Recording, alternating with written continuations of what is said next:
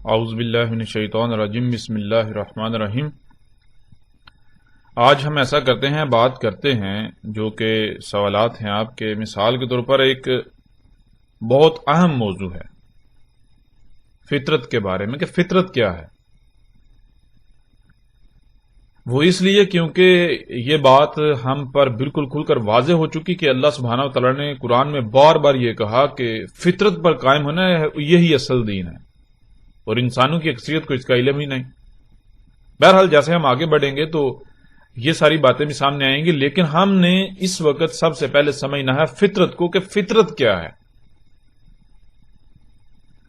ویسے تو ہم جو لفظ فطرت ہے براہ راست اس پر بات کر سکتے ہیں، یعنی کہ ہم اس کے معنی بیان کر سکتے ہیں، لیکن بہتر کیا ہے؟ بہتر یہ ہے کہ ہم اس طرح سے بات کریں کہ ہر کسی کو آسانی سے سمجھ آ جائے۔ تو ہم ایسا کرتے ہیں، دیکھیں عربی کا ایک اصول ہے، عربی کا ویسے یہ ایک اصول ہے کہ اگر کسی شے کی یا کسی لفظ کی سمجھ نہیں آتی تو اس کی ضد کو سمجھ لیا جائے، ٹھیک ہے نا؟ اس کی ضد سمجھ میں آ جائے تو وہ لفظ خود بخود، یعنی جس کی وہ ضد ہے وہ لفظ خود بخود سمجھ آ جائے گا، وہ شے خود بخود جو ہے وہ عقل میں آ جائے گی، سمجھ آ جائے گی۔ تو ہم نے جاننا ہے فطرت کو۔ تو یہ لفظ بنا کس سے ہے؟ یہ لفظ بنا ہے فاتر سے، فاتر یا فاتارا، فطر یعنی فے توئیں رے، فاتارا، فاتارا، فاتر یا فطر۔ تو ہم ایسا کرتے ہیں کہ اس لفظ پر براہ راست بات کرنے کے بجائے ہم اس کی جو ضد ہے اسے جان لیتے ہیں۔ اس کی ضد کیا ہے؟ اس کی ضد کیا ہے؟ تو آپ اگر قرآن میں بھی تلاش کریں تو آپ کو بالکل واضح مل جائے گا، یعنی اس کی ضد واضح مل جائے گی۔ ضد اس کی کیا ہے؟ لفظ فاتر کی ضد ہے یا فطر کی ضد ہے فرت، یعنی فطر کیا ہے؟ فے توئیں رے، اور اس کی جو ضد ہے وہ ہے فے رے توئیں، یعنی کہ سیم حروف ہیں، ایک ہی جیسے حروف ہیں، 3 حروف ہیں، فے توئیں رے، ٹھیک ہے؟ تو فے توئیں رے فطر، اور یہی حروف تھوڑا سا فرق آتا ہے، یعنی کہ فے کے بعد توئیں کے بجائے رے پہلے آ جاتا ہے اور تے آگے چلا جاتا ہے آخر میں، فطر کی بجائے فرت۔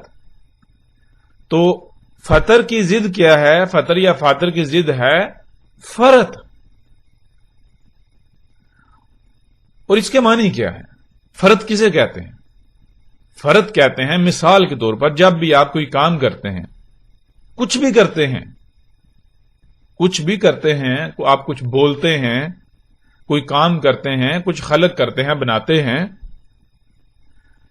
تو اس میں کسی قسم کی کوئی خامی رہ جانا، خرابی رہ جانا، کوئی کجی رہ جانا، کوئی نقص رہ جانا، کوئی لاپرواہی ہو جانا، کوتاہی ہو جانا، کوئی بھول چوک ہو جانا، جس سے پھر کیا ہوتا ہے؟ جس سے پھر یہ ہوتا ہے، یعنی کہ اگر کوئی بھول چوک ہو جائے، کوئی خرابی رہ جائے، کوئی نقص رہ جائے، تو پھر کیا ہوتا ہے؟ وہ خرابی، وہ نقص بڑھتا بڑھتا بڑھتا ایک وقت آتا ہے، وہ یعنی خرابی بڑھ جاتی ہے، اور یوں تباہیوں کی صورت میں، نقصانات کی صورت میں اس کا اظہار ہوتا ہے۔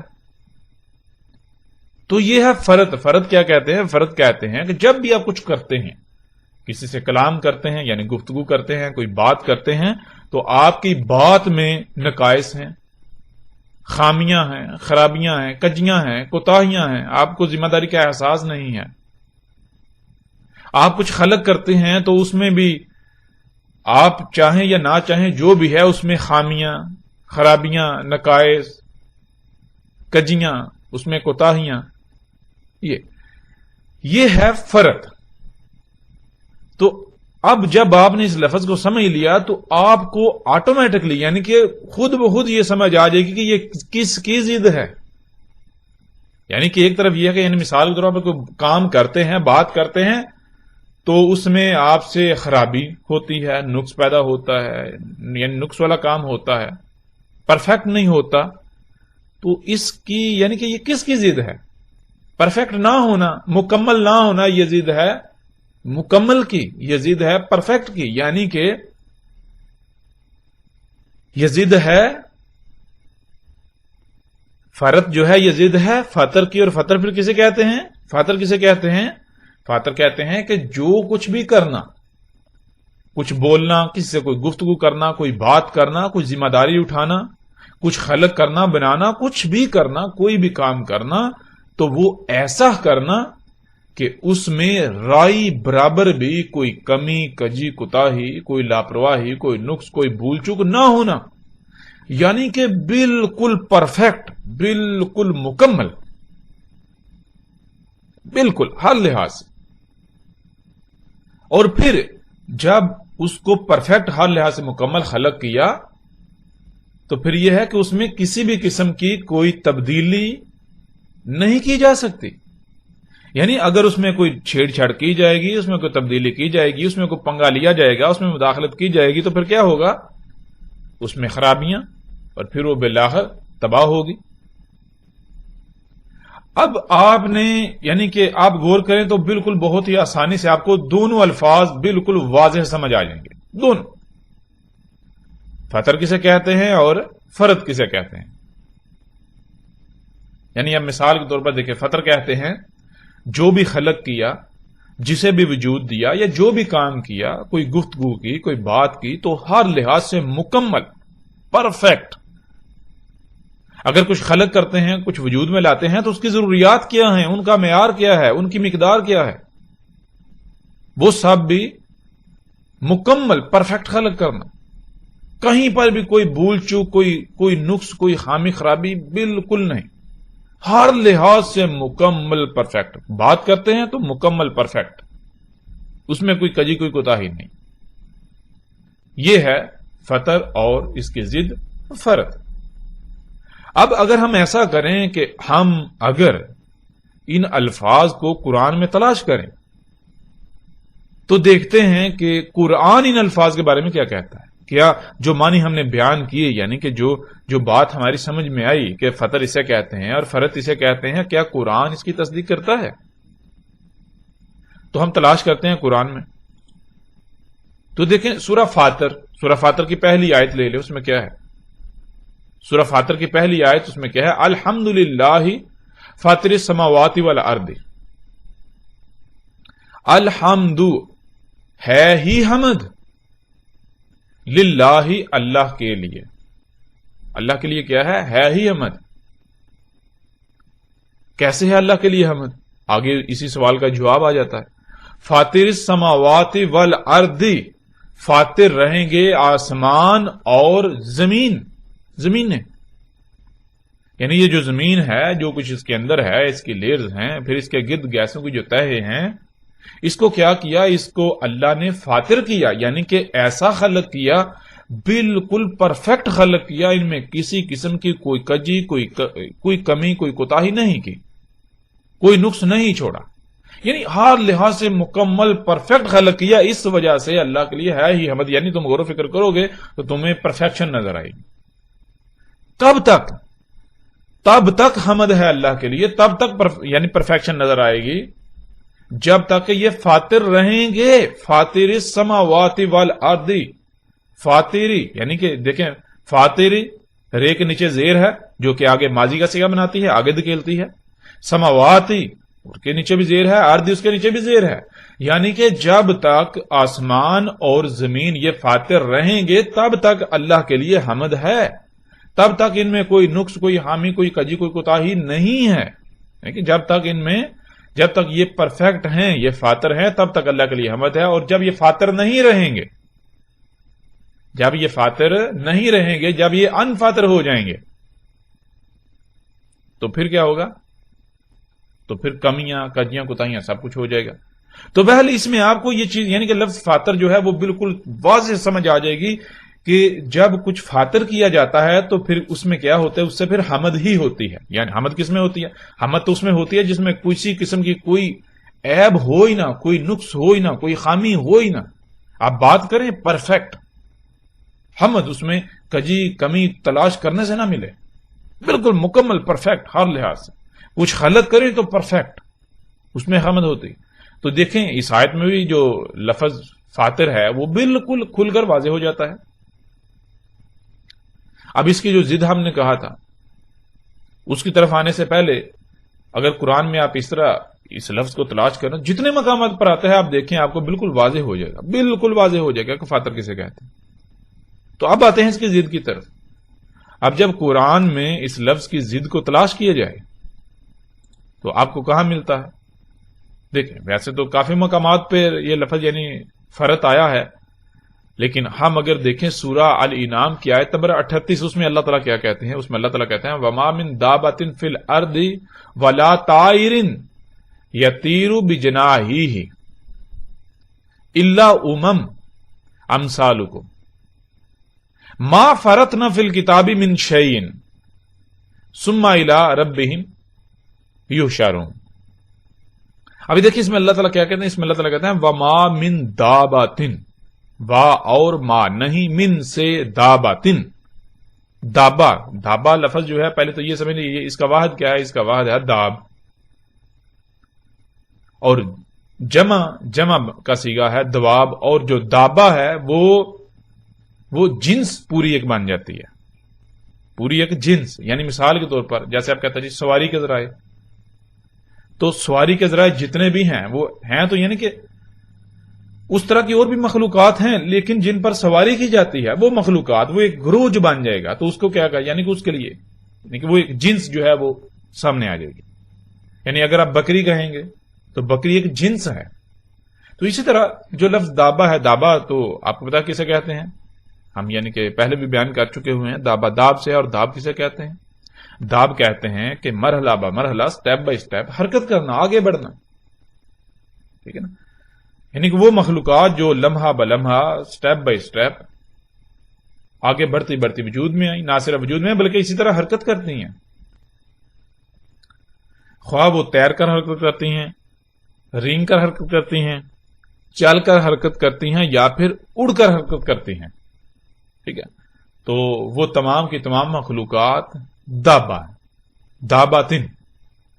تو وہی یعنی کہ مختلف یہ جنسوں کے گروہ ہیں. تو وما من دابتن, اور نہیں ہے دابا سے, یعنی کہ جو مختلف جنسیں ایسی حرکت کرنے والی مخلوقات کی ہیں جو تیر کر, رینگ کر, چل کر, اڑ کر حرکت کرتی ہیں, فی الارض ارض میں, زمین میں, ولا اور نہ ہی طائرن, جو تیرنے والی ہیں, جو تیر رہی ہیں. کہاں تیر رہی ہیں؟ فضا میں تیر رہی ہیں. طائر فضا میں تیرنے والی.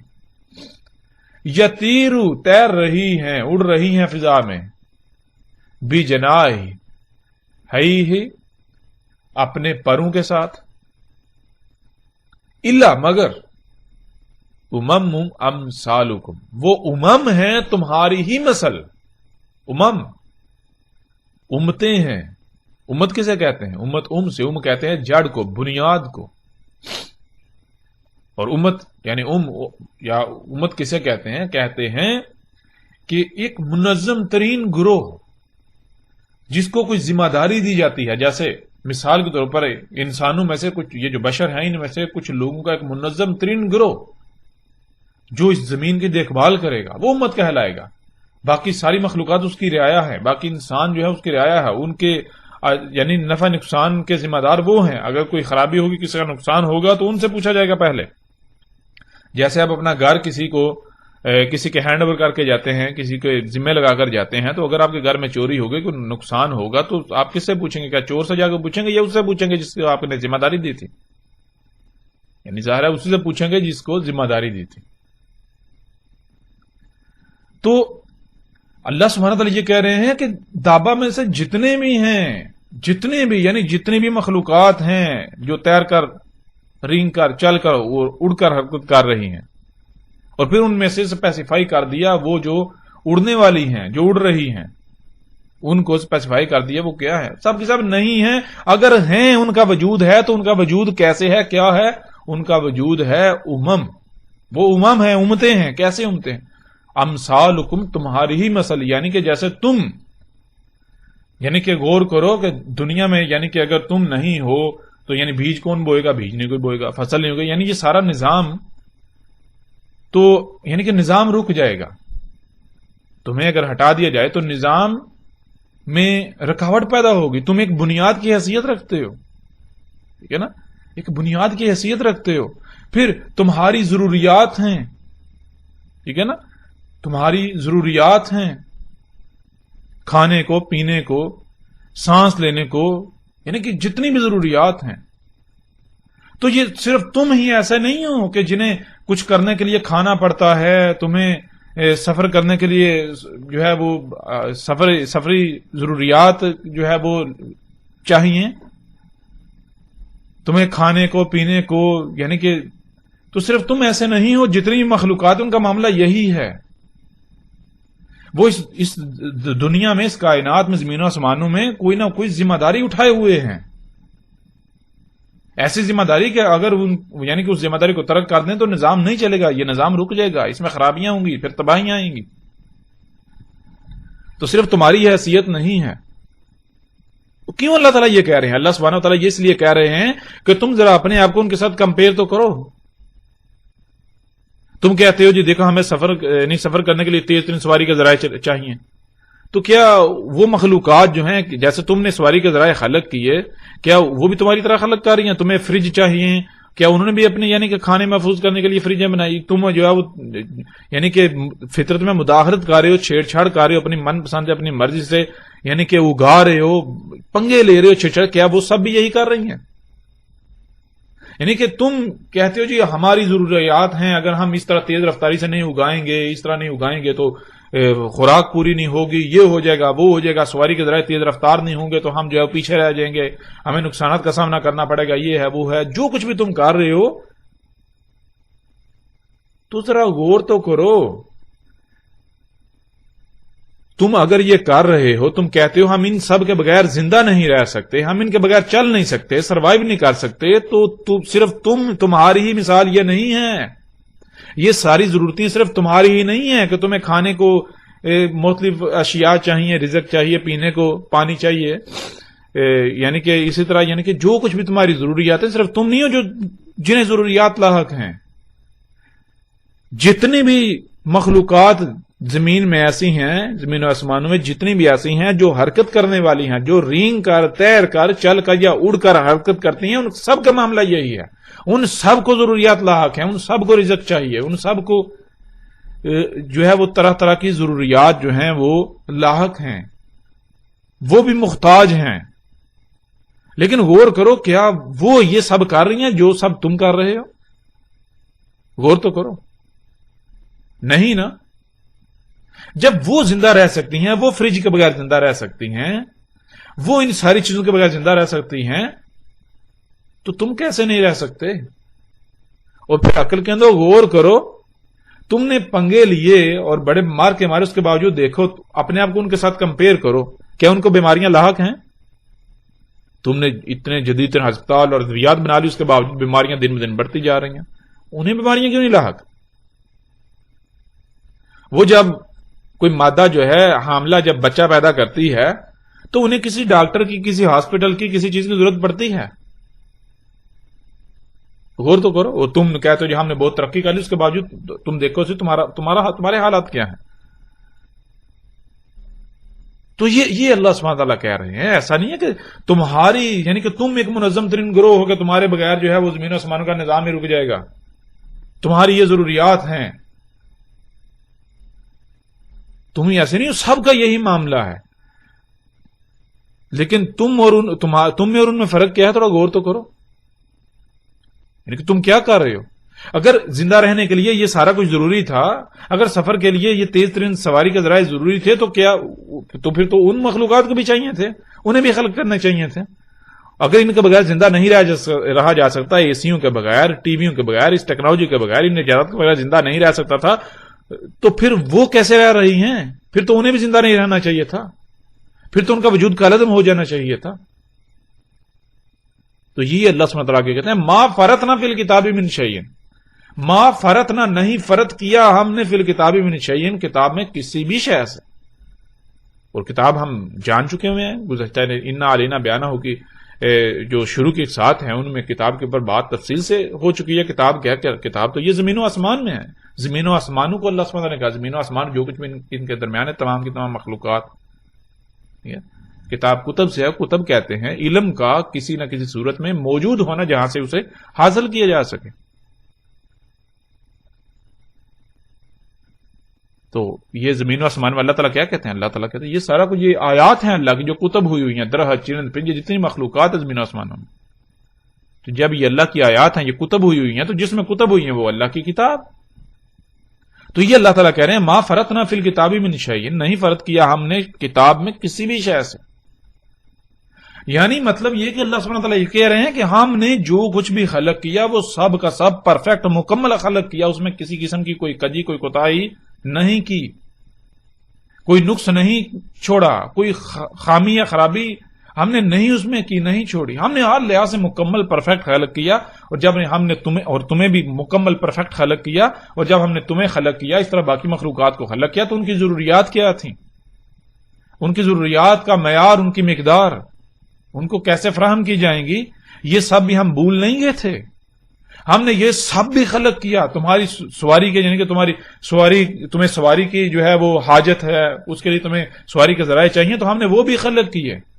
تمہیں کھانے کے لیے رزق چاہیے تو ہم نے طرح طرح کا رزق بھی خلق کیا. تمہیں سانس لینے کو آکسیجن چاہیے تو ہم نے آکسیجن بھی خلق کی. تمہیں پینے کو پانی چاہیے تو ہم نے پانی بھی خلق کیا. ہم نے سب کچھ ہر لحاظ سے مکمل اور پرفیکٹ خلق کیا. ہم نے کہیں بھی کوئی لاپرواہی نہیں کی, ہم کہیں بھول نہیں گئے تھے. یعنی کہ آج جو یہ تم اپنی ضروریات خود سے خلق کر رہے ہو تو تم تو یہ کہہ رہے ہو کہ ہم نے فرض کر دیے تھے. یعنی تمہارے اعمال یہ ثابت کر رہے ہیں, تمہارے اعمال تم اپنے اعمال سے یہ دعویٰ کر رہے ہو کہ اللہ نے فرض کر دیا. یعنی اللہ تو بھول گیا تھا, اللہ کو تو علم نہیں تھا ہمارے لیے سواری کے ذرائع تو اس طرح تیز رفتار ہونے چاہیے. اللہ کو تو علم ہی نہیں تھا, وہ تو بھول گیا. وہ یہ سواری کے ذرائع خلق کرنا بھول گیا تھا. اس نے تو وہ کجیوں والے کمیوں کوتاہیوں والے وہ خلق کر لیے, اس نے کوتاہی برتی. تو یہ اللہ تعالیٰ ہم نے فرض نہیں کیا کتاب میں. اب آپ غور کریں ذرا کہ قرآن میں لفظ فرض بھی آیا اور لفظ فاطر بھی آیا. فاطر کہاں آیا اور فرض کہاں آیا؟ غور کریں تو بالکل واضح ہے. فاطر جب کچھ فاطر کیا جائے گا تو اس سے حمد ہی حمد ہوگی, اس میں حمد ہی حمد ہوگی.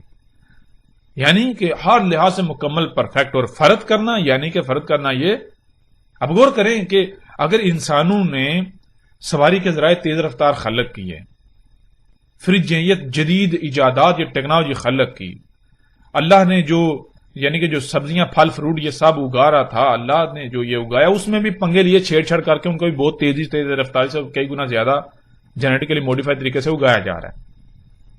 تو یہ کیا کہا جا رہا ہے؟ مثال کے طور پر آپ بہت چھوٹی سی سادہ سی مثال ہے. مثال کے طور پر ایک مستری ہے, وہ ایسا کرتا ہے دیوار بناتا ہے. آپ آتے ہیں یا مثال کے طور پر آپ مستری ہیں, آپ نے دیوار کھڑی کی اور ایک دوسرا آتا ہے وہ آ کے آپ کو پرے ہٹاتا ہے اور وہ آپ کی دیوار گرا کے دوبارہ سے تعمیر کرنا شروع کر دیتا ہے. مطلب کیا وہ کیا ثابت کر رہا ہے؟ وہ یہ کہہ رہا ہے کہ تم نے جو دیوار بنائی وہ پرفیکٹ نہیں ہے, وہ ٹھیک نہیں ہے, دیوار ایسے نہیں بنتی. وہ کہتا ہے دیوار ایسے بنتی ہے جیسے میں بنا رہا ہوں. تو بالکل اسی طرح اللہ سبحانہ تعالیٰ نے سواری کے ذرائع خلق کیے. تو آج انسان نے کیا کیا؟ اللہ کے سواری کے ذرائع کو رد کیا اور اپنے سواری کے ذرائع خلق کیا. کیا ثابت کیا؟ ثابت یہ کیا کہ اللہ تجھے تو علم نہیں تھا سواری کے ذرائع کیسے خلق کرتے ہیں, تجھے تو یہ نہیں علم تھا کہ ان کی رفتار کیا ہونی چاہیے تھی. دیکھ ہم تجھے خلق کر کے دکھاتے ہیں اور خلق کر کے دکھائے. اللہ نے جو سواری کے ذرائع خلق کیے ان سے کئی گنا تیز رفتار. غور کریں تو یہ کیا ہے؟ یہ کیا کہہ رہا ہے؟ یہ تو یہی کہنا تو نے فرض کر دیا. اللہ کہہ رہا ہے, اللہ یہ کہہ رہا ہے کہ ہم نے فرض نہیں کیا, لیکن انسان ثابت کر اپنے اعمال سے کہہ رہا ہے کہ نہیں اللہ تو نے فرض کیا. دیکھ تو پہلے جو ہے وہ سبزیاں اگاتا تھا, یعنی تو سبزیاں اگاتا تھا, وہ 3 6 مہینے میں سبزی تیار ہوتی تھی. ہم تو جو ہے وہ 15 دن میں تیار کر دیتے ہیں. تو سبزیاں اگاتا تھا, ایک خاص موسم میں اگاتا تھا, ایک خاص خطے میں اگاتا تھا. ہم نے ایسے بیج تیار کیے جینیٹیکلی موڈیفائی طریقے سے کہ وہ پوری دنیا میں اگنے کی صلاحیت رکھتے ہیں, ہر موسم میں اگنے کی صلاحیت رکھتے ہیں. پھر وہ 3 مہینے 6 مہینے کے بجائے 15-20 دن میں 1 مہینے میں فصل دینا شروع کر دیتے ہیں. تو نے گندم اگائی, چاول اگائے تو 1 ایکڑ سے 30-40 من جو ہے وہ گندم یا چاول جو ہے وہ پیدا ہوتے تھے. اور ہم نے تیرے مقابلے پر یعنی کہ یہ فصلیں خلق کی, چاول کی فصل اور یعنی کہ دان کی فصل اور گندم کی فصل, تو 1 ایکڑ سے تجھ سے 3-4 گنا زیادہ اگا رہے ہیں. اس طرح سبزیاں ہیں کم وقت میں، پھل فروٹ سب کچھ کم وقت میں اور بہت زیادہ مقدار میں. اس طرح ہر چیز مصنوعی آپ کے سامنے. یہ کیا کہا جا رہا ہے؟ یہ انسان نے کیا دعویٰ کیا؟ یہ انسان اپنے اعمال سے یہ دعویٰ کر رہا ہے. وہ یہ کہہ رہا ہے کہ اللہ تو نے فرض کر دیا، تجھے نہیں علم تھا ہماری سواری کے ذرائع کیا ہونے چاہیے، کیسے ہونے چاہیے، تجھے نہیں علم تھا، تو بھول گیا تھا، تجھے علم نہیں، تو نے کجی برتی، تو نے کوتاہی برتی. دیکھ یہ ہمارے لیے سواری کے ذرائع ایسے ہونے چاہیے. تو یہ نہیں پتا سبزیاں کیسے حل کرتے ہیں، فصلیں کیسے خلق کرتے ہیں. ٹھیک ہے. اس طرح ہمیں تو جو ہے وہ خوراک کو محفوظ کرنے کے لیے یہ طرح طرح کی ٹیکنالوجی چاہیے تھی، یہ مشینیں چاہیے تھیں، ہمیں تو ان ساری چیزوں کی ضرورت ہے. تو نے یہ کہ ہمیں خلق کر کے دے دیا، یعنی کہ تو نے فرض کر دیا، یہ عملاً کہا جاتا. تو یہ دیکھیں قرآن میں ان دونوں آیات سے بالکل واضح ہو جاتا ہے کہ فرض کسے کہتے ہیں اور فاطر کسے کہتے ہیں. فاطر جس سے ہو ہی حمد، جس میں ہو ہی حمد یعنی پرفیکٹ، اور فرد جس میں کجی کوتاہی کمی خامی یعنی دوبارہ خلق کرنا پڑے. بھئی یہ ٹھیک نہیں. دوبارہ کب خلق کیا جاتا ہے؟ اس لیے اس وقت خلق کیا جاتا ہے کہ جب پہلے جو خلق کیا وہ پرفیکٹ خلق نہیں ہوا. بھئی کوئی کمی رہ گئی تھی، کجی رہ گئی تھی، خرابی رہ گئی تھی، کچھ بھول گئے تھے، اس لیے ہم اب دوبارہ خلق کریں گے، وہ بھول چک ختم ہو جائے گی، وہ اب دوبارہ ٹھیک جو ہے خلق ہو جائے گی. حالانکہ انسان اتنا عقل مند ہے، غور نہیں کرتا کہ اللہ سبحانہ و تعالیٰ نے جو خلق کیا اس میں رائے برابر بھی تبدیلی نہیں کی. اللہ سبحانہ نے جب گھوڑے گدھے خچر سواری کے ذرائع کے لیے خلق کیے، اونٹ خلق کیے، تو وہ آج تک وہی ہیں، اللہ نے تبدیل نہیں کیے. اب انسان کا معاملہ کیا ہے؟ اس نے غور کرے، اس نے سب سے پہلے جو گاڑی خلق کی اس کو رد کیا، نئی خلق کی، اس کو رد کیا پھر نئی خلق کی، اس کو رد کیا پھر نئی خلق کی، اس کو رد کیا پھر نئی خلق کی، اور یہ خود ثابت کر رہا ہے کہ میں نے فرد کیا. نئی بنا رہا ہے، پھر اگلی نئی بنا کے یہ ثابت کر رہا ہے پیچھے میں نے فرد کر دیا تھا. پرفیکٹ خلق نہیں ہوئی تھی، رفتار کم تھی، یہ نقائص تھے، اس میں یہ نہیں تھا، بیچ میں ایسی نہیں تھا، فلاں چیز نہیں تھی. اب یعنی دن بدن خود یہ اس کے اپنے اعمال یہ دعویٰ کر رہے ہیں کہ انسان فرد کر رہا ہے. جو فرد کر رہا ہے اس کو تو حق یہ نہیں ہے کہ وہ پنگے لے، وہ چھیڑ چھڑ کرے. وہ نظام کیسے چلا سکتا ہے؟ وہ تو کائنات کا بیڑا غرق کرے گا، وہ زمین آسمانوں میں سب کچھ درہم برہم کر کے رکھ دے گا. اور کیا آج یہ سب کچھ نہیں ہو چکا آپ کی آنکھوں کے سامنے ہے؟ بہرحال غور کریں اس بات پر کہ جتنی مخلوقات ہیں، مثال کے طور پر آپ دیکھتے ہیں پرندے ہیں، تو غور کریں کیا پرندوں نے کوئی ملکیت بنائی؟ یہ درخت میرا ہے، وہ یعنی کہ یہ علاقہ میرا ہے، تم یہاں نہیں آ سکتے، یہ نہیں کر سکتے، وہ نہیں کر سکتے. پھر دیکھو یہاں سے تم نہیں کھا سکتے، یہ میرا رزق ہے. پھر خود سے رزق اپنا پروڈیوس کرنا شروع ہو جائے، پیدا کرنا شروع ہو جائے. کوئی پرندہ ایسا نظر آتا ہے جو اپنا رزق خود پروڈیوس کر رہا ہے، خلق کر رہا ہے؟ کوئی آپ کو ایسا نظر آتا ہے؟ کیا ان کے جب بچے ہوتے ہیں، کیا ان کو ڈلیوری کے لیے کیا ڈاکٹروں کی، ہسپتالوں کی ضرورت پڑتی ہے؟ کیا ایسا ہے؟ کیا ان کو فریجوں کے بغیر، یعنی کہ کیا انہوں نے فریجیں بنائی کہ ہم اپنی خوراک کو سٹور کر لیں؟ کیا وہ جس طرح انسان منصوبہ بندیاں کر رہا ہے، کیا وہ منصوبہ بندیاں کر رہے ہیں؟ ان کی کوئی ایسی منصوبہ بندیاں ہیں؟ غور کریں پرندوں کو، یہ نہیں یعنی کہ پرندے صبح نکلتے ہیں، شام کو کھا کر واپس آتے ہیں، تو ان کو یعنی کہ وہ اپنے ساتھ کچھ نہیں لے کر آتے کہ چلو جی رات کو بھی کھائیں گے. نہیں، 100% فطرت پر توکل کر رہے ہیں. پرندوں کو یہ نہیں پتا کہ صبح اٹھیں گے تو کھانے کو ملے گا یا نہیں ملے گا، لیکن انہیں کوئی فکر نہیں ہے بالکل. اور بھوکے نہیں سوتے. کوئی پرندہ آپ کو بھوک سے مرتا ہوا نظر نہیں آئے گا. کہاں؟ جہاں یعنی کہ فطرت کے قریب ترین ایریا ہے، جنگلوں وغیرہ میں، ایسے علاقوں میں جہاں انسان نہیں، انسان کی مداخلت نہیں ہے یا کم سے کم ہے. تو آپ دیکھیں، آپ کو ان میں بیماریاں نظر نہیں آئیں گی، خرابیاں نقائص نظر نہیں آئیں گی. کہاں نظر نہیں آئیں گے؟ وہی جو فطرت کی جگہ ہیں، وہاں جو جانور چرند پرند وہ مخلوقات موجود ہیں، وہاں جو دابا موجود ہیں. لیکن اس کے برعکس دیکھیں، انسان بڑی بڑی لمبی لمبی منصوبہ بندیاں کرنے والا، اپنی زندگی کی ایک لمحہ گارنٹی نہیں ہے، ایک منٹ کی گارنٹی نہیں. ہو سکتا ہے اگلے لمحے جو ہے وہ اس کا اینڈ ہو جائے، اس کی موت واقع ہو جائے، لیکن اپنی جو منصوبہ بندیاں کر رہے ہیں، گھر بناتا ہے، مثال کے طور پر انسان گھر بناتا ہے، کیسا بناتا ہے؟ اپنی زندگی کا پتہ ہی نہیں، کوئی گارنٹی نہیں ہے، لیکن گھر ایسا بناتا ہے کہ یہی چاہتا ہے کہ کبھی نہ گرے، اس گھر کو کوئی فرق ہی نہ پڑے. اپنی زندگی کا کوئی گارنٹی نہیں ہے. اسی طرح مال کو ایسے جوڑتا ہے کہ میں اپنی آئندہ نسلوں تک کے لیے سوچتا ہے، لمبی لمبی منصوبہ بندیاں کرتا ہے، لیکن اس کے باوجود دیکھیں اتنی بڑی بڑی لمبی چوڑی منصوبہ بندیاں کرنے کے باوجود، رزق سٹور کرنے کے باوجود، بینکوں میں اپنے کھاتوں میں مال جمع کرنے کے باوجود بھوکا مارا ذلیل ہو رہا ہے، جدید ترین ہسپتال اور ادویات بنانے کے باوجود دن بدن بیماریاں بڑھتی جا رہی ہیں، جدید ترین سواری کا ذرائع خلق کرنے کے باوجود بھی حالت کیا ہے آپ کے سامنے ہے۔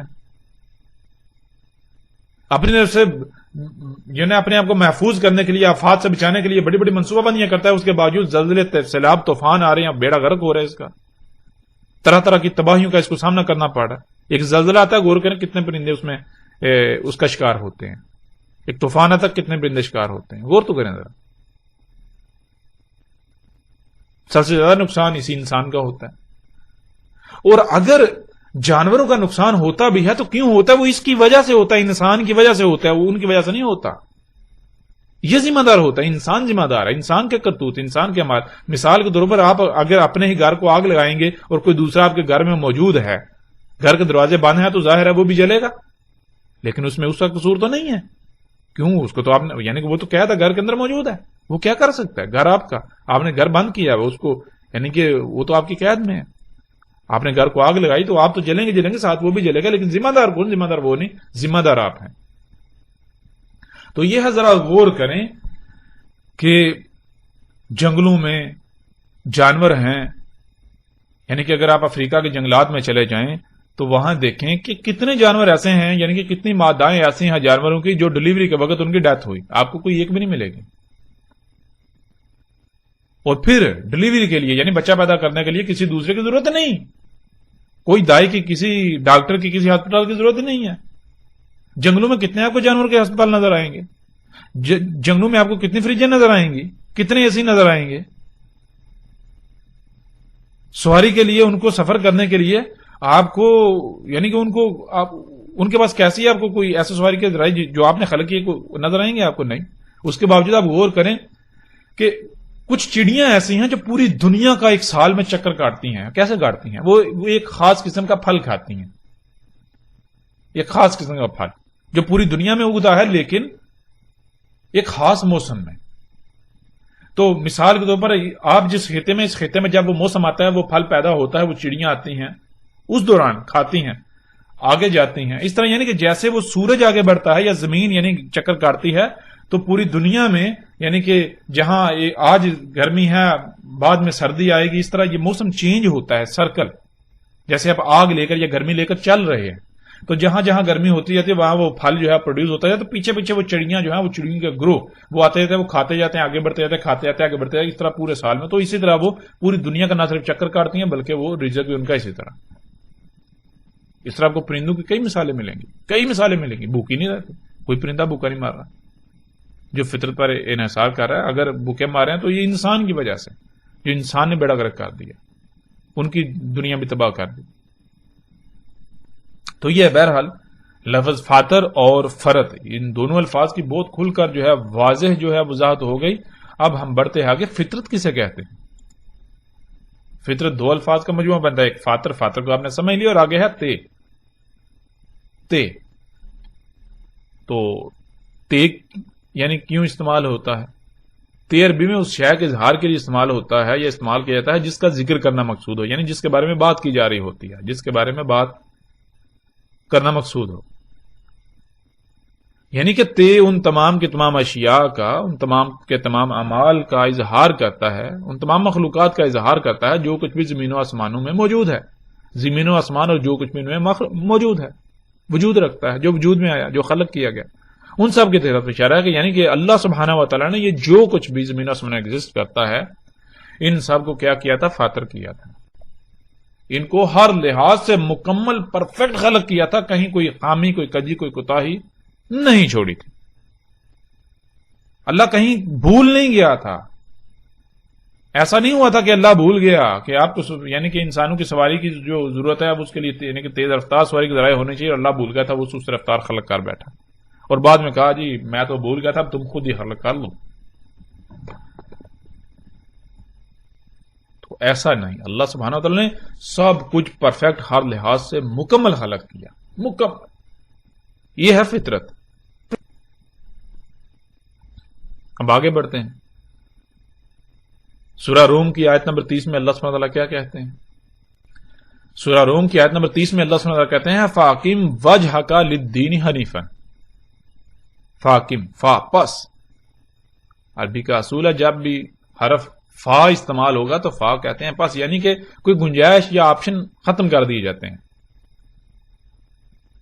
جو کہا جا رہا ہے وہ کرنا ہی کرنا ہے، خواہ کچھ بھی ہو جائے، دنیا ادھر کی ادھر ہو جائے، کچھ بھی ہو جائے، جو کہا جا رہا ہے فا کے ساتھ وہ کرنا ہی کرنا ہے.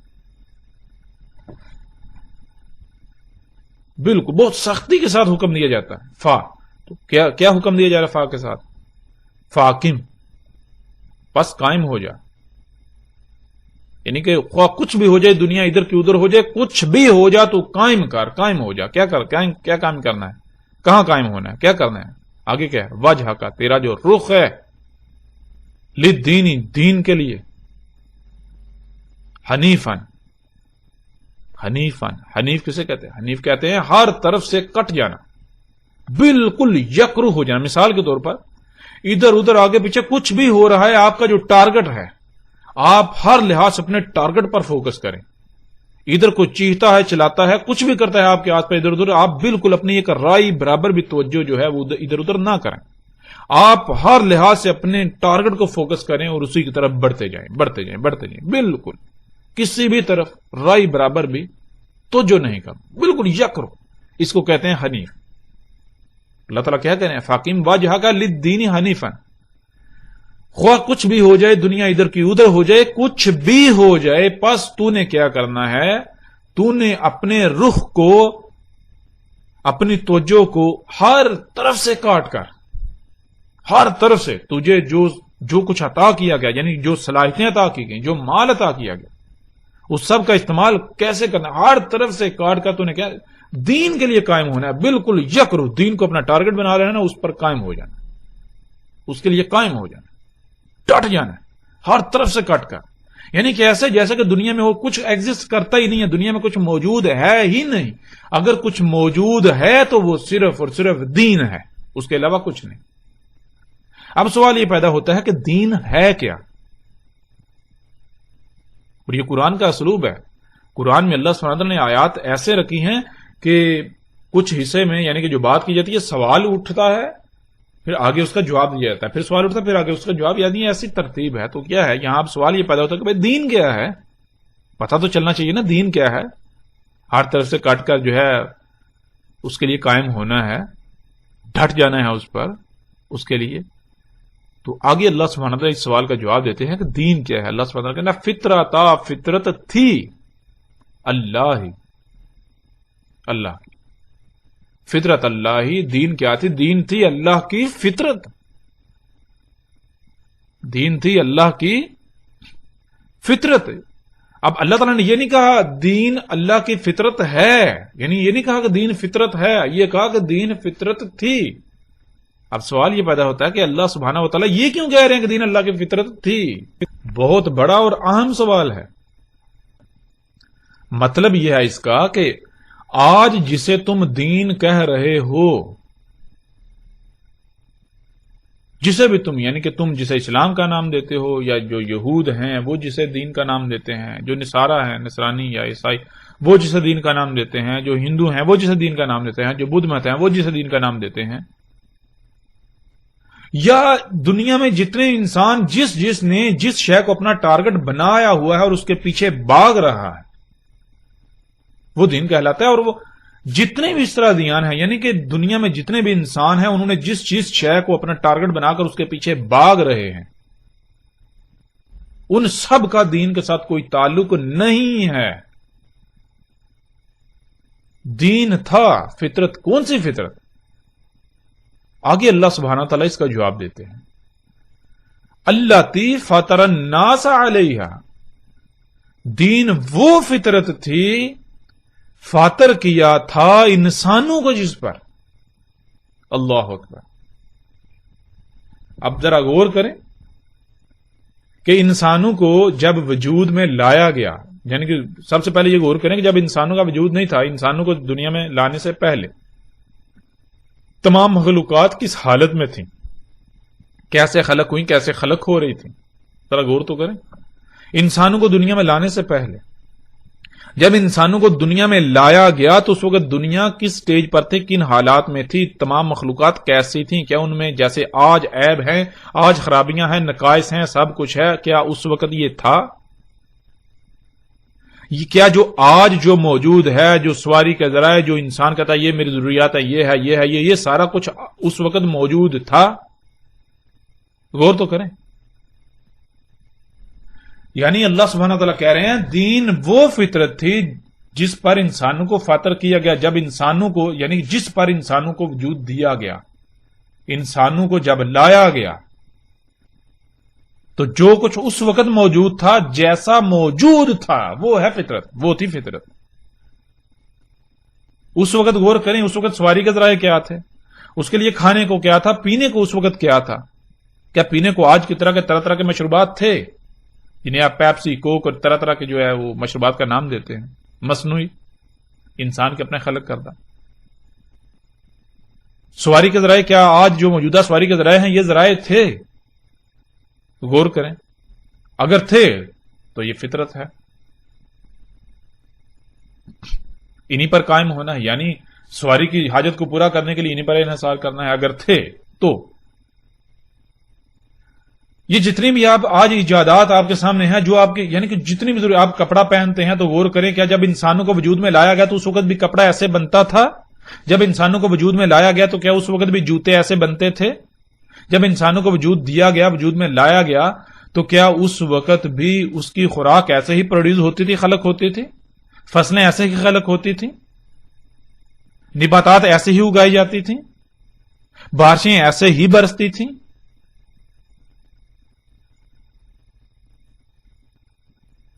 آکسیجن ایسی ہی تھی سانس لینے کے لیے؟ غور تو کریں۔ تو یہ اللہ سبحانہ وتعالیٰ کہہ رہے ہیں انسانوں کو جس پر فاطر کیا گیا، یعنی کہ انسانوں کو جب وجود لایا گیا تو اس وقت کیا موجود تھا؟ جو اس وقت موجود تھا، جیسا موجود تھا وہ فطرت ہے، وہ تھی فطرت۔ تو ناظرین آج غور کریں کیا آج کچھ ویسا ہے؟ غور تو کریں۔ پھر مثال کے طور پر انسان ویسے جب دنیا میں آتا ہے، جب اس کو وجود عطا کیا تو کیسے وجود میں آتا ہے؟ تھوڑا غور تو کریں۔ ایک مرد اور عورت کے ملاپ سے، لیکن اس سے کیا وہیں سے سٹارٹ ہوتا ہے؟ نہیں، عورت کے جسم میں ایک انڈا اور مرد کے جسم سے نطفہ آتا ہے، تو وہ کہاں سے آیا؟ عورت کے جسم میں انڈا جو اس نے خوراک کھائی، مرد کے جسم سے نطفہ جو اس نے کھایا، اس سے خلق ہوا۔ کیا کھایا؟ پھل، فروٹ، سبزیاں، پانی، اس طرح سانس لیا، آکسیجن وغیرہ جیسا۔ تو یہ سب کچھ کہاں سے آیا؟ غور کرتے جائیں کرتے جائیں کرتے جائیں۔ تو کیسے وجود دیا گیا آپ کو؟ کیا اس یعنی کہ وہ نطفہ جیسے آج وجود میں آتا ہے پہلے ایسے وجود میں آتا تھا جب انسانوں کو؟ یعنی غور کریں ذرا، یہ چیزیں بہت غور کرنے والی ہیں۔ یعنی کہ جب آپ غور کریں گے تو آپ کو یہ سمجھ آئے گی کہ یہ جو زمین و آسمان، یہ جو کائنات ہے، اس نے ایک انسان کو وجود میں لانے کے لیے کیا کیا؟ نہ صرف پیچھے بہت سارے مراحل ہیں جو مختلف مخلوقات کے ذریعے طے ہوتے ہیں، بلکہ ایک سٹیج ایسی آتی ہے کہ فطرت نے، یعنی کہ فطرت تو نہیں کہا، اس کائنات نے کیا کیا؟ ایک مرد اور ایک عورت کا انتخاب کیا، تو ان کے ملاپ سے ایک بچے کو وجود دیا، اور پھر بچے کو ان کا محتاج بنا دیا اس وقت تک جب تک کہ بچہ خود محتاج نہیں ہو جاتا۔ بچہ جب تک خود محتاج نہیں ہوتا، یعنی کہ بچہ جب خلق ہوتا ہے، جب اس کا جنم ہوتا ہے تو وہ کس کا محتاج ہوتا ہے؟ وہ ایک مرد اور عورت والدین کا محتاج ہوتا ہے۔ والدین کہاں سے آئے؟ غور کریں آپ کو پتا چلے گا والدین مرد اور عورت اس وقت موجود تھے جب انسانوں کو لایا گیا دنیا میں، اس وقت یعنی کہ وجود آ گیا نا ان کا، اس وقت سے آ رہے ہیں انسان، اس وقت سے چل رہے ہیں، چلتے آ رہے ہیں، مرد عورت اس وقت سے آ رہے ہیں، چلتے آ رہے ہیں۔ کیا یہ مشینیں اس وقت تھیں؟ نہیں، یہ مشینیں تو اس وقت نہیں تھیں۔ جب انسانوں کو لایا گیا، انسانوں کو لے آیا گیا تو بریک لگ گئی۔ اب اس وقت تک جو کچھ موجود تھا ہے وہ فطرت ہے، جو اس وقت موجود نہیں اس کے بعد وجود میں آیا ہے وہ فطرت نہیں ہو سکتی۔ بہت آسان ہے فطرت کو سمجھنا، بہت زیادہ آسان ہے۔ تو غور کریں ذرا، بچہ یعنی کہ جب وجود میں آتا ہے کیسے آتا ہے؟ پھر وہ والدین کا محتاج رہتا ہے، یعنی کہ بچے کو کوئی فکر نہیں ہے، نہ کھان، یعنی کہ اس کو وہ خود سے کچھ کر ہی نہیں سکتا۔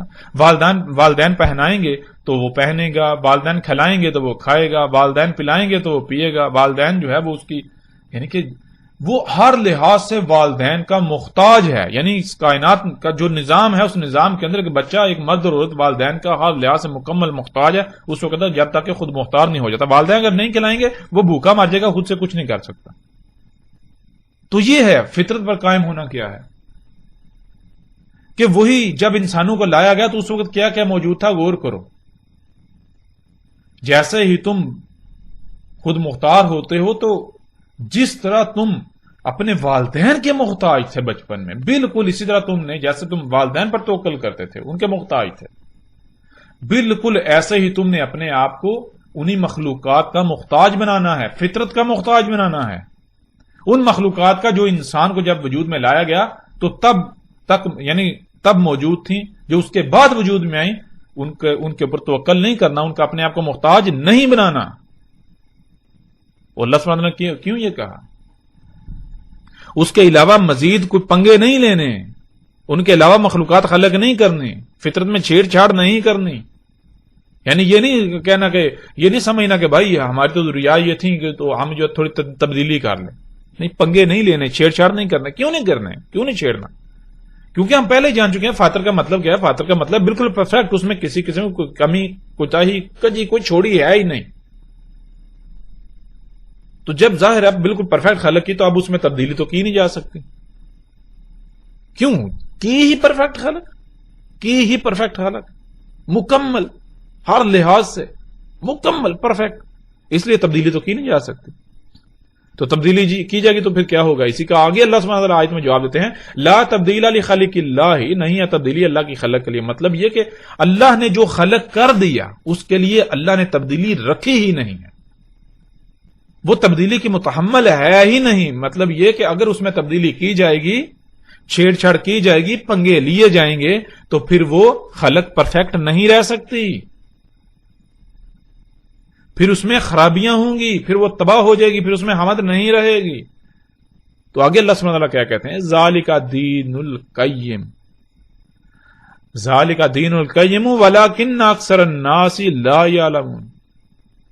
ذالکا وہ تھا، ذالکا وہ تھا، الدین القیم، دین ہے جس پر قائم ہونا ہے، جس پر ڈٹنا ہے، وہ دین تھا۔ کون سا دین؟ فطرت، جس کا پیچھے ذکر ہو چکا۔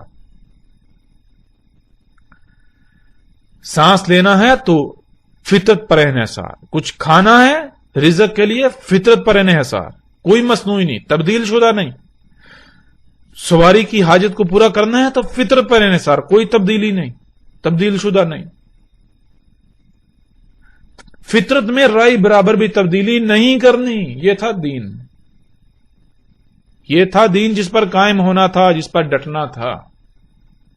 جیسے پرندے، غور کریں کیا کر رہے ہیں، کیا اپنی مرضیاں کر رہے ہیں؟ نہیں کر رہے۔ اللہ سبحانہ وتعالی کہہ رہے ہیں صرف تم نہیں ہو، تمہاری مسل وہ بھی امم ہیں۔ ایسا نہیں ہے کہ وہ یہ ایسا نہیں کر سکتے، وہ خلق نہیں کر سکتے۔ عقل کے اندر غور کرو، ایک چڑیا کو گھونسلہ بناتی ہے، تم آج تک ویسا گھونسلہ نہیں بنا سکتے، تو چڑیا تو خالق ہوئی یا نہیں؟ خلق کاری یعنی صلاحیت ہے خلق کرنے کا، یہ نہیں۔ شہد کی مکھی کو دیکھو، شہد خلق کر رہی ہے، لیکن کیسے خلق کری؟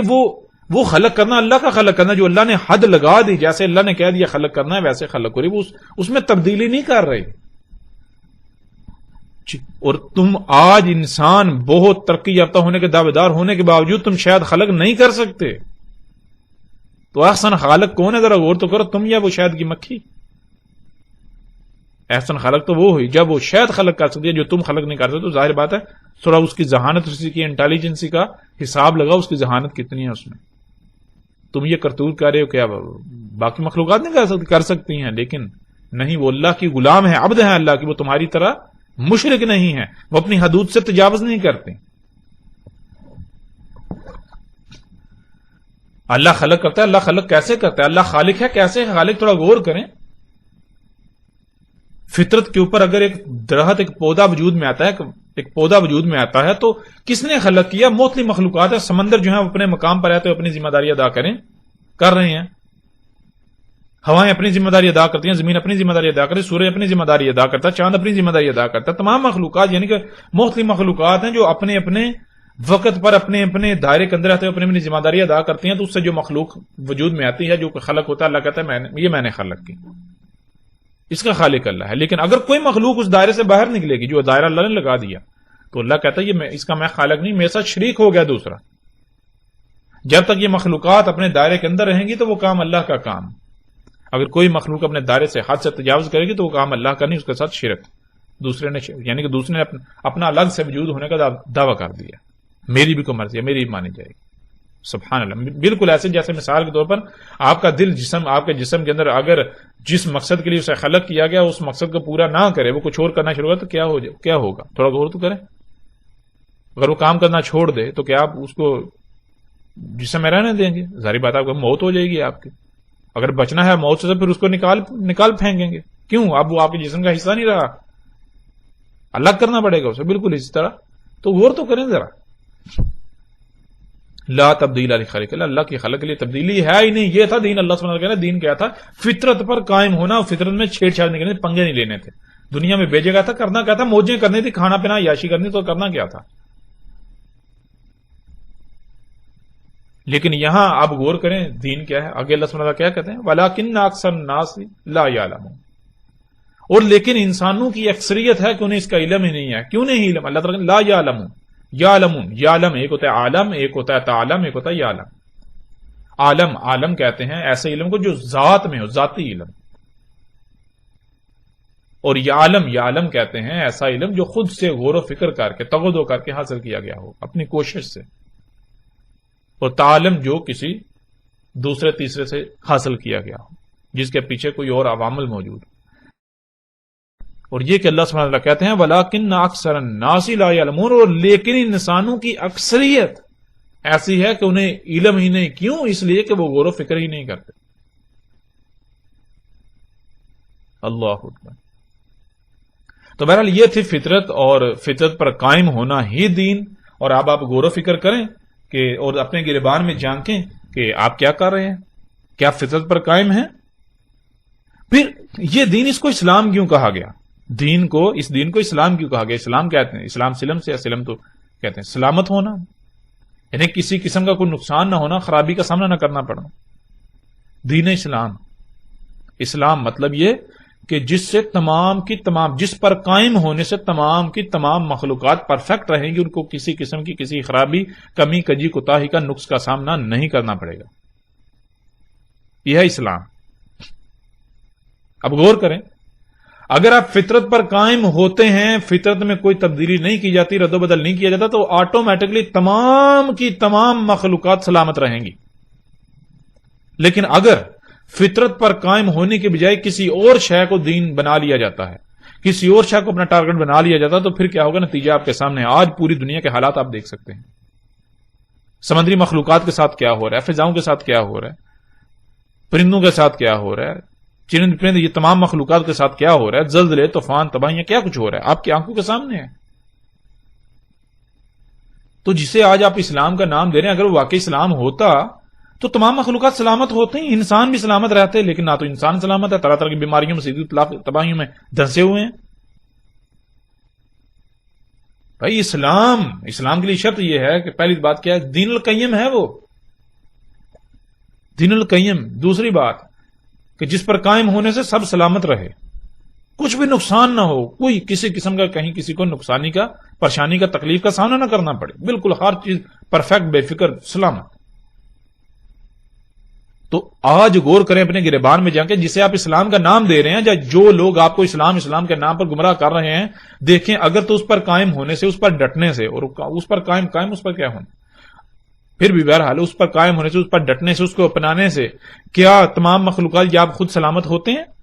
بیماریوں سے، مصیبتوں سے، تکلیفوں سے، تباہیوں سے، زلزلوں سے، طوفانوں سے، ان ساری جن یعنی کہ رزق کی قلت سے، لڑائی جھگڑوں سے، قتل و غارت سے، ان تمام مصیبتوں تکلیفوں سے کیا محفوظ ہوتے ہیں؟ اگر تو محفوظ ہوتے ہیں، محفوظ ہیں تو الحمدللہ، اور اگر آپ محفوظ نہیں ہیں تو پھر وہ اسلام کیسے ہو سکتا ہے؟ وہ اسلام نہیں ہو سکتا، کبھی بھی نہیں ہو سکتا۔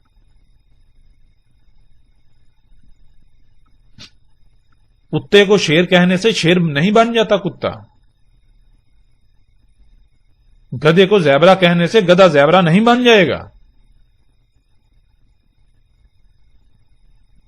تو ذرا غور کریں، اگر آج آپ غور نہیں کرتے تو یہ جان لیں نقصان ہم اپنا کریں گے، کسی دوسرے کا نقصان نہیں کریں گے، نقصان آپ اپنا کریں گے، آپ اپنی ذات کا نقصان کریں گے، کسی دوسرے کا نقصان نہیں ہے۔ آج اگر آپ آنکھیں بند کر کے ان فرقوں کے پیچھے چلنا چاہتے ہیں، ان مولوی کے پیچھے چلنا چاہتے ہیں، ان لوگوں کے پیچھے چلنا چاہتے ہیں تو چلتے رہیں، کیونکہ کسی کو فرق نہیں پڑے گا، نقصان آپ نے اپنا کرنا ہے۔ ابھی تو آپ کو احساس نہیں ہوگا، لیکن ان قریب وہ وقت آئے گا جب آپ کے پاس سوائے پچھتاوے کے کچھ نہیں رہے گا، کچھ بھی نہیں رہے گا۔ اگر آپ بھی اندھوں کی طرح آنکھیں بند کر کے اسی طرح اکثریت کے پیچھے بھاگنا چاہتے تو بھاگتے رہیں۔ اللہ سبحانہ وتعالیٰ نے قرآن میں بالکل کلیئرلی یہ فیصلہ سنا دیا کہ اکثریت کا معاملہ کیا ہے۔ اکثریت کو تو علم ہی نہیں دین ہے کیا، اکثریت کو علم ہی نہیں کہ دین ہے کیا۔ اب فیصلہ آپ کے اپنے ہاتھ میں ہے۔ اب غور کریں، جسے آپ دین اسلام کا نام دے رہے ہیں، اسلام کسی دائرے کا نام نہیں ہے، اسلام کسی دائرے کا نام نہیں ہے۔ دین کیا ہے آپ کو سمجھ آ جائے گی جب آپ غور کریں گے۔ آپ کے اوپر ہر لحاظ سے ہم نے بالکل واضح کر دیا۔ اسلام نہ ہی کسی دائرے کا نام ہے اور نہ ہی کسی دائرے کو اسلام کا نام دے لینے سے وہ اسلام بن جائے گا۔ فطرت پر قائم ہونے کو اسلام کہا گیا تو اسلام کا مطلب یعنی کہ وہ اسلام کسی کا جیسے وہ نام ہوتا ہے وہ نہیں ہے۔ اسلام کا مطلب ہے سلامت رہنا، جس سے سب کچھ سلامت رہے۔ دین القیم جس پر قائم ہونے سے سب کچھ سلامت رہے، تو وہ تو واحد فطرت ہے، فطرت۔ اور آج تو سائنس بھی خود چیخ کر کہہ رہی ہے، اس کے باوجود یعنی کہ خود دیکھنے کے باوجود اندھے ہیں۔ مثال کے طور پر نظریہ ارتقاء کو لے لیں تو اس کے بنیادی 4 اصول ہیں، ان میں سے جو تیسرا اصول ہے وہ یہ ہے، وہ کیا ہے؟ وہ یہ ہے کہ اگر کوئی مخلوق فطرت کے قوانین سے یا فطرت سے مطابقت نہیں رکھتی، فطرت کے خلاف چلتی ہے، تو پھر یہ بات طے شدہ ہے کہ فطرت اس کا وجود ختم کر دیتی ہے، وہ مخلوق کالعدم ہو جاتی ہے۔ فطرت اس کو برداشت نہیں کرتی، فطرت کسی اس مخلوق کو برداشت نہیں کرتی جو اس کے قوانین کی خلاف ورزی کرتی ہے۔ تو انسان غور کرے آج کیا یہ جو کچھ کر رہا ہے، جو مشینیں یہ ساری ایجادات کر رہا ہے، کہ آج یہ فطرت کے قوانین پر عمل کیا جا رہا ہے، فطرت کی اطاعت کی جا رہی ہے، فطرت سے مطابقت ہے، یا پھر فطرت کے ساتھ پنگے، اس کے ساتھ دشمنی، اس کے ساتھ چھیڑ چھاڑ کی جا رہی ہے؟ غور تو کریں۔ اگر تو یہ گاڑیاں، یہ سواری کے ذرائع، یہ مشینیں، یہ ساری ایجادات یہ فطرت ہیں، تو یہ تو جب انسان کو وجود میں لایا گیا اس وقت بھی ہونی چاہیے تھی یہ سب کچھ۔ بھائی جو آج جو کچھ موجود ہے کل پہلے نہیں تھا، ماضی میں نہیں تھا، تو یہ فطرت کیسے ہو گیا؟ یہ کیسے فطرت ہو گیا؟ اور اب آپ غور کریں، آپ جب کھاتے ہیں تو آپ کس پر قائم ہیں؟ کھانے کے لیے کس پر توکل کرتے ہیں؟ پیتے ہیں کس پر توکل کرتے ہیں؟ کیا اختیار کرتے ہیں؟ کس پر انحصار کرتے ہیں؟ سواری کی حاجت پیش آتی ہے تو کس پر انحصار کرتے ہیں؟ کپڑا جو پہننا ہوتا ہے کس پر انحصار کرتے ہیں؟ جوتے پہنے ہوتے ہیں کس پر انحصار کرتے ہیں؟ کوئی بھی کام کرنا ہے کس پر انحصار کرتے ہیں؟ کھیتی باڑی کرتے ہیں کس پر انحصار کرتے ہیں؟ فصلیں اگاتے ہیں، نباتات اگاتے ہیں کس پر انحصار کرتے ہیں؟ گھر بناتے ہیں، تعمیر کرتے ہیں، گھر کس پر انحصار کرتے ہیں؟ تھوڑا غور تو کریں انہی مشینوں پر، انہی ایجادات پر۔ تو یہ فطرت ہے۔ اگر یہ فطرت ہے تو پھر آپ کو ثابت کرنا پڑے گا کہ یہ اس وقت بھی موجود تھی، یہ چیزیں جب انسانوں کو وجود میں لایا گیا، ثابت کرنا پڑے گا جب انسانوں کو دنیا میں لایا گیا، ان کو وجود میں لایا گیا۔ تو وہ تو بہت دور کی بات ہے، ابھی 500 سال پیچھے چلے جائیں ان ساری چیزوں کا وجود ہی نہیں تھا۔ وہ تو بات کی بات ہے۔ مثال کے طور پر ابھی آپ نے کیا، آپ نے دیکھیں آپ کے سامنے کون سا کمپیوٹر پڑا ہوا ہے، آپ اپنی آنکھیں کھولیں، 50 سال پہلے اس کمپیوٹر کا وجود نہیں تھا، اس کمپیوٹر کا، یا 100 سال پیچھے چلے جائے اس کا تصور بھی نہیں تھا، 200 سال پہلے تصور بھی نہیں تھا۔ تو یہ فطرت کیسے ہو گئی؟ جس گاڑی پر آپ سفر کریں گے کب وجود میں آئی؟ کیا آج سے 200-400 سال 500 سال پہلے اس کا تصور تھا؟ تصور ہی نہیں تھا۔ یہ فطرت کیسے ہو گئی؟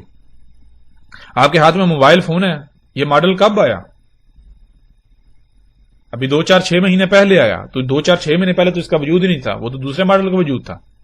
اگر فطرت تھی تو فطرت بدل کیسے گئی؟ کیوں اللہ تعالیٰ کیا کہتا ہے لا تبدیل لخلق اللہ، اللہ کی خلق کے لیے تبدیلی تو ہے ہی نہیں، اللہ کی خلق تو تبدیل ہو ہی نہیں سکتی، تبدیل کی نہیں جا سکتی، اور اگر یہ اللہ کی خلق ہے، فطرت ہے، تو یہ بدل کیسے گئی؟ پہلے اور ماڈل تھا، اب دوبارہ نیا ماڈل آ گیا. کیا آپ اونٹوں کا ماڈل دکھا سکتے ہیں؟ بھائی پہلے اونٹ کا ماڈل اور تھا، اب اس میں یعنی کہ وہ بعد میں جو اونٹ آیا اس میں مزید جو ہے وہ اللہ نے تبدیلیاں کی، پھر بعد میں جو اونٹ آیا مزید تبدیلیاں کی. گھوڑے دیکھ لیں، گدھے دیکھ لیں، کتنے ماڈلز آپ کو تبدیل ہوتے ملتا ہے، یعنی ہر سال ماڈل تبدیل ہو رہا ہے، ہر سال ہر 6 مہینے بعد ماڈل تبدیل ہو رہا ہے. فطرت میں تبدیلی ہے ہی نہیں، وہی گدھے جو 1000 سال پہلے تھے آج بھی وہی ہیں، کوئی تبدیلی نہیں ہے. لیکن آپ غور کریں، آپ کا جو گاڑی بھی چند سال پہلے تھی آج گاڑی نہیں ہے، آج بالکل اس کے برعکس ہے، تبدیلی. عجیب فطرت ہے، ثابت تو کریں یہ فطرت. اب آپ غور کریں، آپ فطرت پر قائم ہیں یا آپ اس دجل پر قائم ہیں؟ آپ فطرت کی ضد پر قائم ہیں؟ غور تو کریں. کھاتے ہیں تو کس پر انحصار، پیتے ہیں تو کس پر انحصار، آپ کا رزق کیا ہے؟ غور تو کریں. تو کس پر قائم ہے؟ فطرت پر قائم ہے. کیا جو فطرت آپ کو کھانے پینے کے لیے فراہم کر رہی ہے آپ اس پر انحصار کر رہے ہیں؟ کیا پھل سبزیاں ایسی کھا رہے ہیں جو بالکل فطرت کے اوپر یعنی بالکل ایسی اگتی ہیں، اگ رہی ہیں، اگائی جا رہی ہیں جیسے آج سے یعنی کہ وہ جب انسانوں کو وجود دیا گیا تب اگتی تھیں، تب وجود میں آتی تھی، ویسے ہی اگ رہی ہیں؟ یا پھر آپ کھادے ڈال رہے ہیں تو فطرت میں تبدیلی کر دی آپ نے. جب فطرت میں تبدیلی کریں گے تو پھر تباہیاں نہیں آئیں، خرابیاں نہ آئیں، بیماریاں لاحق نہ ہوں. یہ کیسے ہو سکتا ہے؟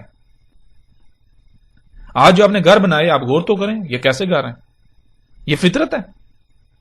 اللہ سبحانہ وتعالیٰ قرآن میں کیا کہتے ہیں؟ اللہ سبحانہ وتعالیٰ قرآن میں بالکل واضح کیٹیگوری 2 ٹوک یہ کہتے ہیں کہ اللہ سبحانہ وتعالیٰ نے یہ جو رواسیاں بنائی زمین میں، رواسی چوٹیاں، یہاں جہاں سے تم دیکھتے ہو زمین اوپر سے اوپر کو اٹھی ہوئی ہے، چوٹیاں تمہیں نظر آتی ہیں، اونچی جگہیں، یہ اللہ تعالیٰ نے کیوں خلق کی، کیوں رکھی؟ اس لیے زمین کا توازن قائم کرنے کے لیے، تاکہ تمہیں لے کے ہل نہ جائے. کیوں؟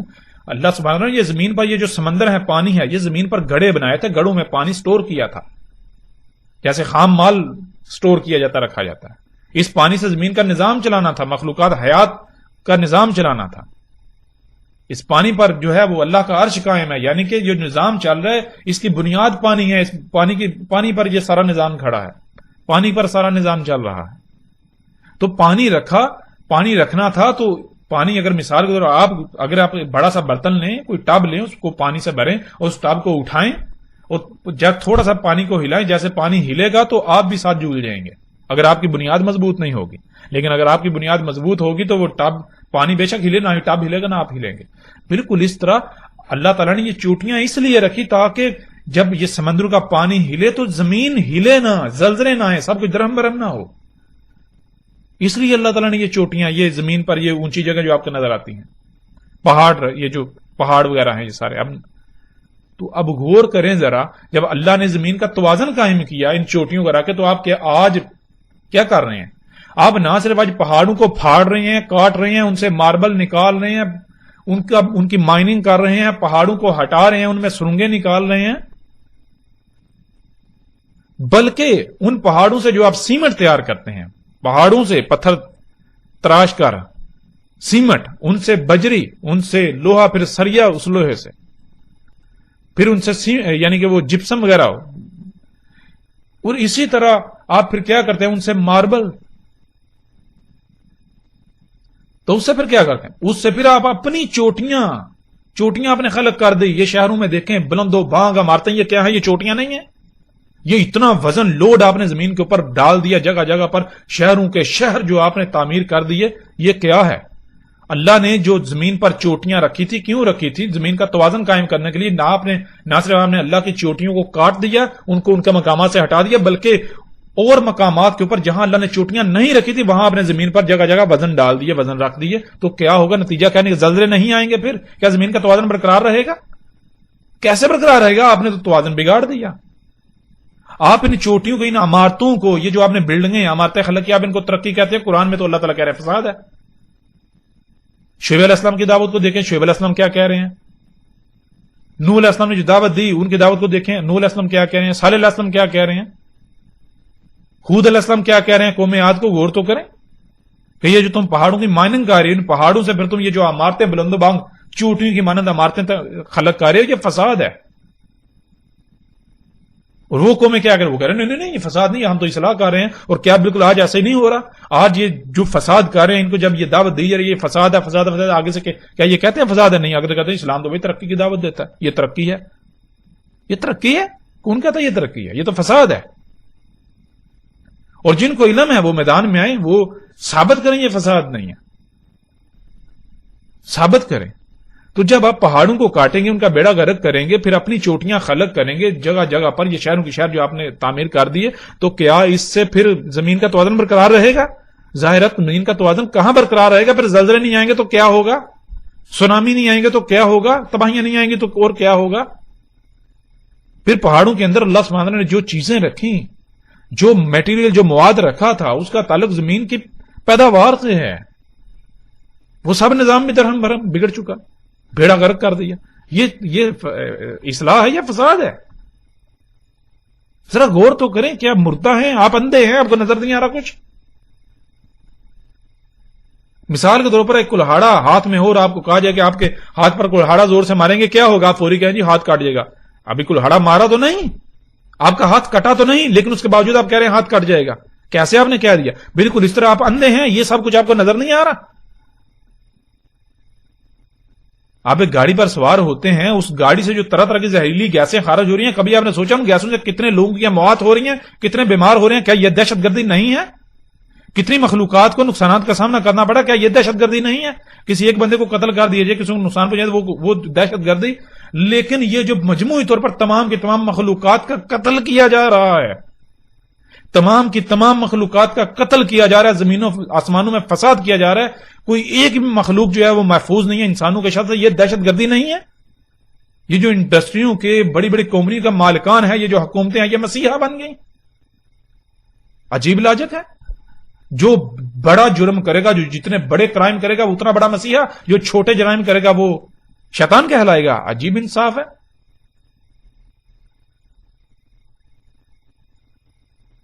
اب فیصلہ آپ کے اپنے اختیار میں ہے. اور یہ جان لیں، یہ آج اگر سب کچھ واضح کیا جا رہا ہے تو ایسے واضح نہیں کیا جا رہا. اللہ سبحانہ و تعالیٰ کے قانون میں کچھ بھی فضول میں نہیں، بے مقصد نہیں ہوتا، بغیر وقت کے نہیں ہوتا. یہ اللہ کا قانون ہے، اللہ نے سب کچھ قدر کے ساتھ خلق کیا. اللہ کے قانون میں سب کچھ اپنے وقت پر ہوتا ہے. اور اگر پہلے یہ ساری چیزیں اس طرح کھل کر سامنے نہیں اور آج آ رہی ہیں تو یہ جان لیجئے یہ فضول میں سامنے نہیں آ رہی. یہ فضول میں سامنے نہیں آ رہی. یہ آپ کو آخری انتباہ ہے. اگر آج آپ اپنی آنکھیں نہیں کھولتے تو یہ جان لیجئے عن قریب آپ اپنی آنکھوں سے دیکھیں گے، وہ دیکھیں گے کہ آپ کی آنکھیں پھٹی کی پھٹی رہ جائیں گی.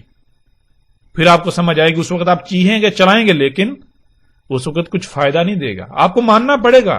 کوئی ایک بھی انسان ایسا نہیں ہے کہ جو ان باتوں کو ماننے بغیر اس کی موت ہو جائے. لیکن فرق صرف یہ ہے کہ اس وقت اکثریت اس وقت ماننے کی جب ماننا کوئی فائدہ نہ دے گا، بالکل سر جیسے فرعون ماننا تھا.